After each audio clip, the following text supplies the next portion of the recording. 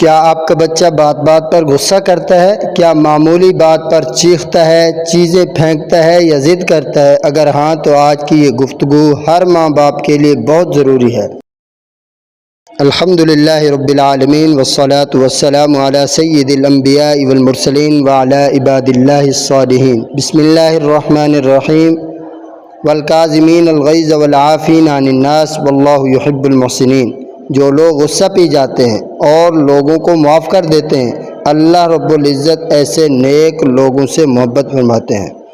یہ آیت مبارکہ ہمیں سکھاتی ہے کہ غصہ طاقت نہیں بلکہ غصہ روک لینا اصل طاقت ہے۔ اگر بڑوں کو غصہ قابو کرنے کا حکم ہے تو بچوں کو بھی یہی تربیت دی جائے۔ حدیث پاک کے اندر آتا ہے جس کا مفہوم یہ ہے کہ ایک شخص آیا، رسول اللہ صلی اللہ علیہ وسلم سے عرض کی، یا رسول اللہ صلی اللہ علیہ وسلم مجھے نصیحت فرما دیجیے۔ آپ صلی اللہ علیہ وسلم نے فرمایا غصہ نہ کرو۔ اس نے کئی بار پوچھا، آپ صلی اللہ علیہ وسلم نے فرمایا بار بار غصہ نہ کرو۔ بزرگوں کا واقعہ ہے کہ ایک شخص اپنے بچے کی سخت بدتمیزی سے پریشان تھا۔ ایک دانا بزرگ نے فرمایا بچے کی آواز مت سنو، پہلے اپنے گھر کا ماحول دیکھو۔ اگر گھر میں چیخنا، لڑنا اور سختی ہوگی تو بچہ بھی وہی سیکھے گا۔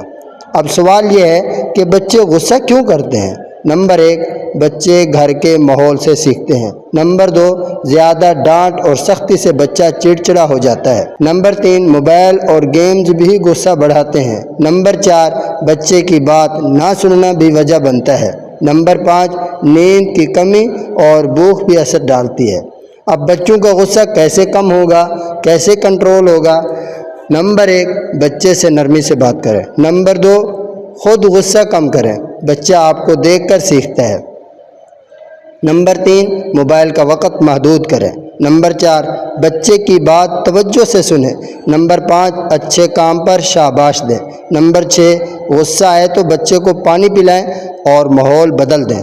نمبر 7، اسے دعائیں اور ادب سکھائیں۔ یاد رکھیں بچہ خراب نہیں ہوتا، اکثر طریقہ تربیت غلط ہوتا ہے۔ اگر آپ چاہتے ہیں کہ آپ کی اولاد بااخلاق، فرما بردار اور کامیاب بنے تو ہمارے چینل راہ صداقت کو ضرور سبسکرائب کریں، جہاں روزانہ بچوں کی تربیت، گھر کے مسائل اور اسلامی رہنمائی دی جاتی ہے۔ اپنا بہت خیال رکھیے گا، میرے واسطے دعا کیجیے۔ میں ہوں آپ سب کا محمد صداقت اللہ۔